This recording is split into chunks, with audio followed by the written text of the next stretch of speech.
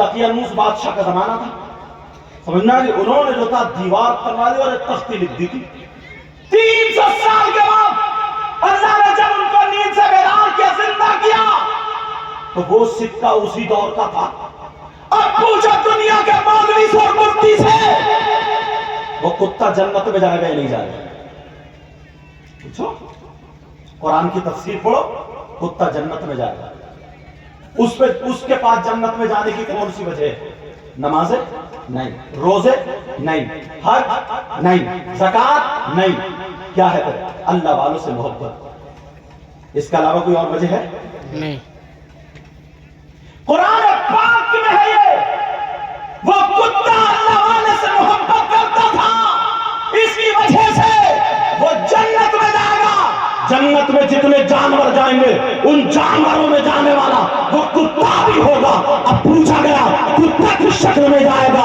تو میں بتاتا ہوں، کتا ایک مولوی تھا، ایک مولانا تھا جو موسیٰ علیہ السلام سے، اللہ کے نبی سے نفرت رکھتا تھا، اس کو کتے کی شکل میں بنا دیا جائے گا اور اس کتے کو اس کی شکل میں بنا دیا جائے گا، اس مولوی کو جہنم میں ڈال دیا جائے گا اور اس کتے کو جنت میں لے جایا۔ بے شک، سبحان اللہ، سبحان اللہ۔ محبت ہے یہ۔ مگر کتے پہ 5 وقت کی نماز فرض نہیں، تم پہ فرض ہے۔ 5 وقت کی مرد و عورت عاقل بالغ پر فرض ہے۔ اور یہ بھی بتا دوں، جس کے دل میں اگر سرکار کی محبت نہیں، اس کی نمازوں کا بھی کوئی اعتبار نہیں۔ بے شک۔ اگر ایسے ہوتا تو ہم سے زیادہ تم سے زیادہ وہابی دیوبندی نماز پڑھتے ہیں۔ جی۔ جس کے دل میں سرکار کی اگر محبت نہیں، اس کی داڑھی کا بھی کوئی اعتبار نہیں ہے۔ بے شک۔ اگر اسی اعتبار سے داڑھی کی وجہ سے جاتا تو پنجابی ساری جنت گھیر لیتے۔ بے شک۔ سب پنجابیوں کی داڑھی ہے۔ جس کے دل میں اگر سرکار کی محبت نہیں ہے، اس کی پگڑی کا بھی کوئی اعتبار نہیں ہے۔ تم سے زیادہ ہم زیادہ، ہم تو امامے میں یا جمعے کے دن باندھتے، پنجابی تو روزانہ ڈیوٹی کرنے جا رہے تب بھی پگڑی باندھ کے جا رہے ہیں۔ اہم ہے سرکار کی محبت، اور جسے سرکار کی محبت ہوگی نا تو نبی فرماتے ہیں نماز میری آنکھوں کی ٹھنڈک ہے، وہ نماز نہیں چھوڑے گا۔ بے شک، سبحان اللہ۔ اور ناری بات، لیکن سنو پیارے، جو بات چل رہی تھی وہ یہ چل رہی تھی، اپنے دل سے حسد کینہ بغاوت میں نکال کے پھینک دو، آپس میں یار محبت پیدا کرو، گاؤں میں سے نفرتیں مٹا دو۔ ایک تو ویسے ہی ہمیں لوگ بڑی بری نظروں سے دیکھ رہے ہیں، وقت ملے نا نمازیں پڑھو، نماز چہرے پہ داڑھی رکھو، وقت ملے نا تو فلسطین کے مسلمانوں کو دیکھو کیا حال ہے یار، ان کے لیے دعائیں کرو۔ آپس کا نا یہ جلن، حسد، کینہ، بغاوت، یہ ساری چیزیں ختم کر ڈال۔ میرے نبی نے حضرت عائشہ صدیقہ رضی اللہ تعالی عنہا سے ایک مرتبہ فرمایا، بیٹھے تھے پاس میں، بڑی پیاری بات یاد آنے لگی ہے رسول۔ حضرت عائشہ سے کہا، عائشہ مسکرا دی، مومنوں کی ماں ہے، مسکرا دی، نبی بھی مسکرا دی، کہا عائشہ آج مجھ سے تمہاری مرضی پر جو چاہو پوچھ لو، میں بتانے کے لیے تیار ہوں۔ عائشہ ادھر دیکھی، ادھر دیکھی، ادھر دیکھی، کیا پوچھوں، تھوڑی دیر رکی، نبی نے فرمایا کہ چاہو تو کسی سے مشورہ بھی لے لو۔ کہاں مشورہ لے لوں؟ کہاں؟ ٹھیک ہے میں بھی آتی، سیدھی اپنے ابا کے پاس حضرت ابوبکر صدیق کے پاس گئی۔ کس کے پاس گئی بولو؟ ابوبکر صدیق۔ حضرت ابوبکر صدیق کے پاس گئی، کہنے لگی ابا جان مشورہ لینا ہے۔ بیٹی مشورہ؟ جی۔ کیا مشورہ؟ کہ نبی نے یہ کہا ہے کہ مجھ سے جو چاہ پوچھ لو، آپ بتاؤ میں کیا پوچھوں؟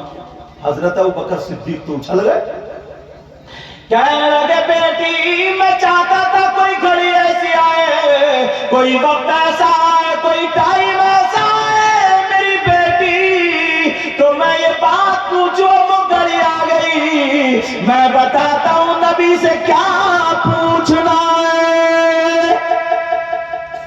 وہ بات پوچھیں گے جو نہ حدیث میں ہے، نہ کسی صحابی کو پتا، نہ کسی فرشتے کو پتا، آقا کے علاوہ نہ کسی نبی کو پتا، یہاں تک کہ جبریل کو بھی پتا نہیں، اللہ جانے اور رسول اللہ جانے۔ آج وہ پوچھنا، یار کون سی ایسی بات ہے جو حدیث میں نہیں، صحابہ کو پتہ نہیں، ولی کسی کو پتہ نہیں؟ کہا ابا جان بتاؤ.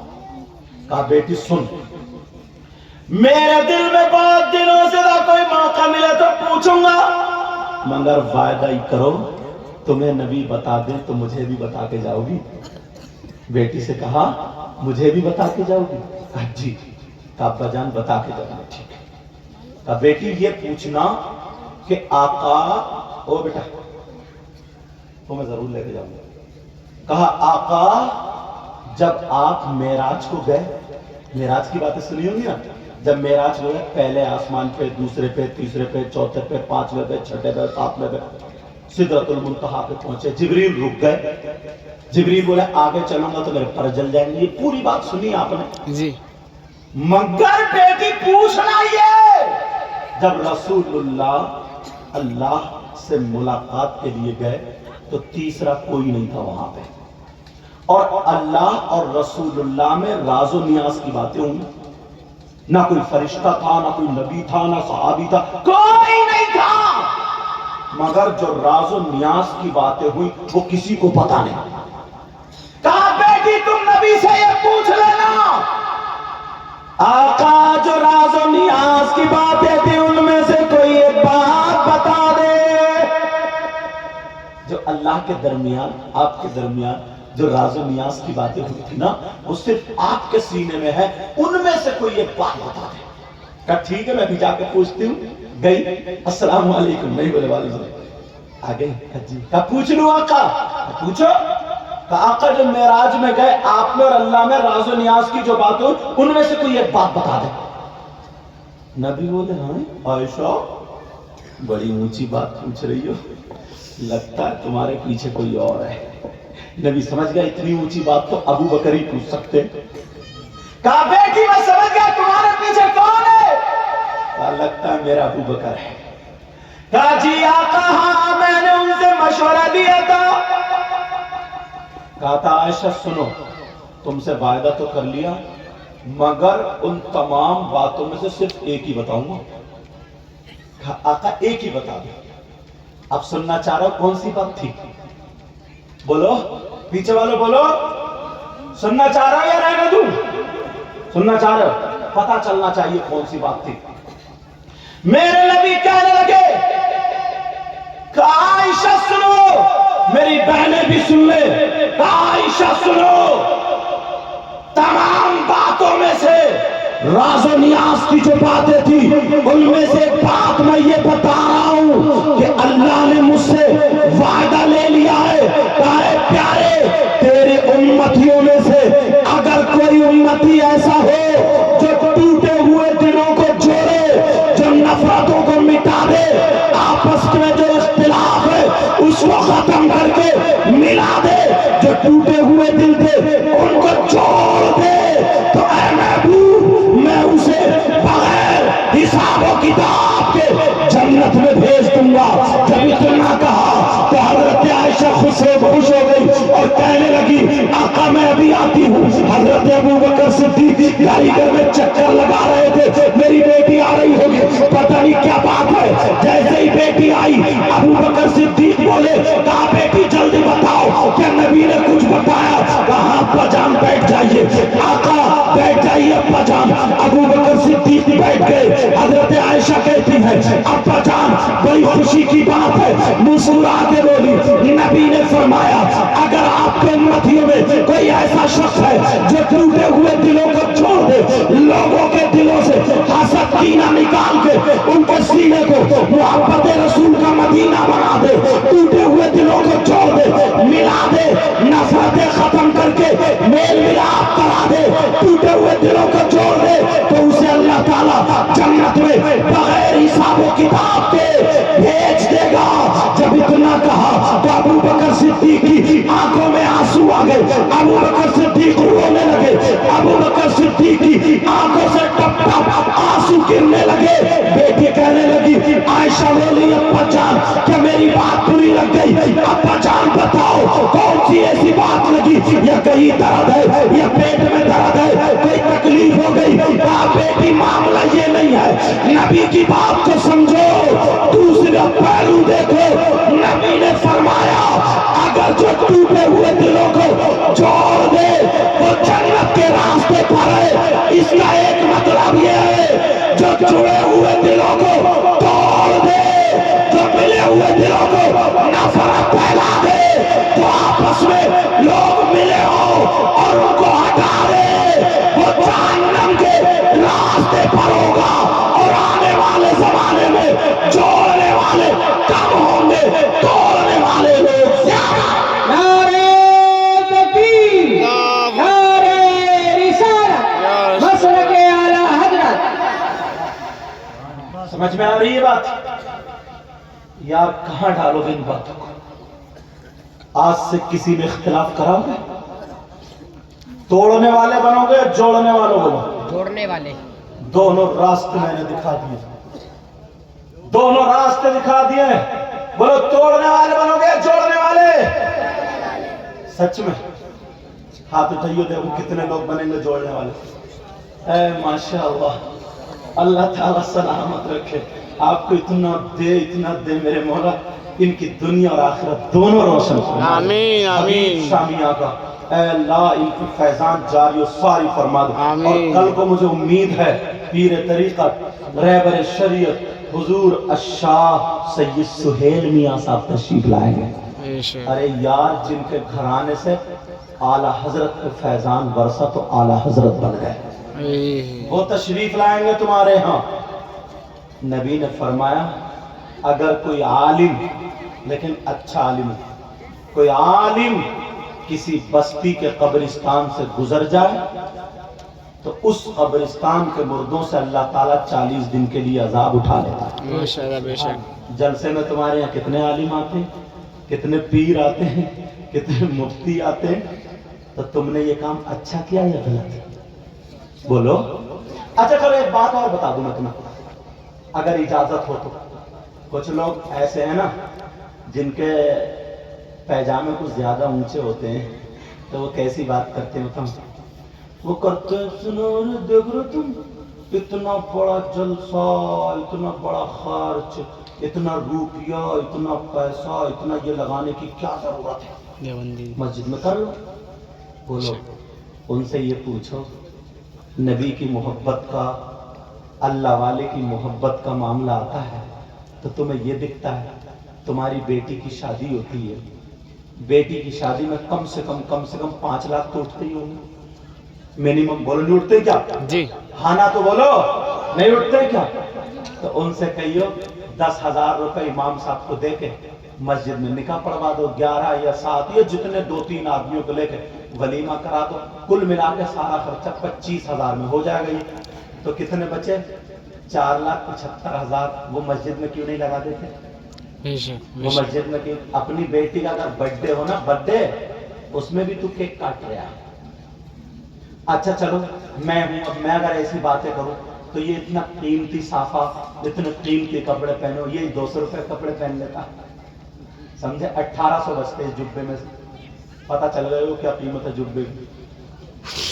ایک سوچنے کی بات ہے، جی۔ تم جو چلا رہے ہو 15 ہزار کے موبائل، 20 ہزار کے موبائل، 1300 کا موبائل لے لو، باقی جو ہے مؤذن صاحب کی تنخواہ میں لگا، جس کی تنخواہ میں لگاؤ گے مؤذن بھی، وہ خود 15,000 کا چلا رہا۔ کوئی مؤذن ہو یا امام ہو تو برا نہ مانے، لوگوں کو ہو کیا گیا؟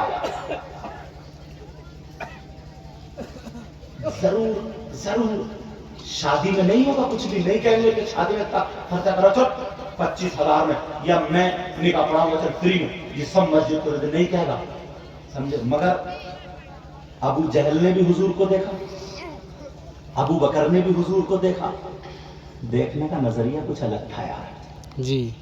جس سے اگر نا تھوڑی سی نفرت ہو نا تو اس کی برائیاں نظر آتی ہیں۔ کون آدمی ایسی باتیں کرتا ہے جلی کٹی؟ جوڑنے والا ہے توڑنے والا؟ توڑنے والا۔ ذرا سوچنے کی بات ہے یار، کون باتیں کرے گا جلی کٹی ایسی؟ اسی وجہ سے یہ اونچے پہ ہمارے اہل سنت والجماعت کے جب تقریر کرتے ہیں کچھ بھی تو حکمت کو سامنے رکھتے ہیں، اس بچے کو نا اگر یہ تھوڑا 10 کلومیٹر چلتا ہو اس کی پیٹھ تھپتھپا دو اور کہہ رہے ہیں ماشاءاللہ سبحان اللہ کیا بات ہے بیٹا، کل کو 12 کلومیٹر دوڑے گا، یہ دوڑے گا نہیں دوڑے گا؟ جی ارے دین پڑھو نا، دین کا مطلب کیا ہے؟ اگر کسی کی عیادت کرنے جاؤ نا، عیادت تو معلوم ہے اس میں کینسر ہے، چھپانے کا حکم ہے وہاں پہ، اور اگر یہ کہہ دو ارے تجھے تو کینسر ہے، کینسر کا تو علاج ہی نہیں، اب تیرا بچنا مشکل ہے، تو کہاں بچے گا؟ کہا کو دوائی کھا رہے تو بھائی تو مرے گا بچے گا، مر جائے گا. ذرا سوچنے کی بات ہے یار، کچھ زبان کی کوئی چیز ہوتی ہے یار. یہ اسی میں تو عورتیں بدنام ہیں. اگر عیادت کرنے جا رہی ہے تو چھوٹتے ہی برقع بات میں اتارے کہ تجھے کیا ہو گیا، تو کیسی ہو گئی، تو تو بڑی نیلی پیلی تھی، بڑی سرخ تھی، تو گھر سے آئی تھی تو بہت، تو تجھے کچھ رہے ہی نہیں، تجھے کون سا پڑھن لگ گیا؟ اس کی بھی آواز تھر تھرانے لگی، بولی طبیعت ٹھیک نہیں. اچھا بولی کیا بات ہے؟ بولی یہ بات ہے. بولی ہمارے گاؤں میں نا ایک عورت کو یہ بات تھی، وہ تو بیچاری بچی نہیں، تیرے تو چھوٹے چھوٹے بچے ہیں، تو نے بھی دیکھے کیا، تیرا آدمی کیا کرے گا، تیرے بچے کیا کریں گے، لے جیسے وہ مر گئی ہو. تو یہ عیادت کرنے گئی ہے، مارنے گئی ہے؟ ذرا سوچنے کی بات ہے. سیدنا حضرت ابو بکر صدیق کا فتویٰ سنو. اگر اجازت ہوتا تو جی اونچے پیجامے والوں کو سنا دیو. جی جی کوئی یہ کہے کہ نبی کے نام پہ خرچ کرنا، میراث پہ خرچ کرنا فضول ہے، تو تم زیادہ جانتے ہو یا ابو بکر صدیق زیادہ جانتے تھے؟ حضرت ابو بکر صدیق فرماتے ہیں من انفق درہما علی قراءۃ مولد النبی صلی اللہ تعالی علیہ وسلم وکان رفیقی فی الجنہ. فرماتے جس نے نبی کے نام پہ اگر 1 روپیہ بھی خرچ کیا وہ جنت میں میرا پڑوسی ہوگا. بے شک. تم نے کام صحیح کیا غلط کیا؟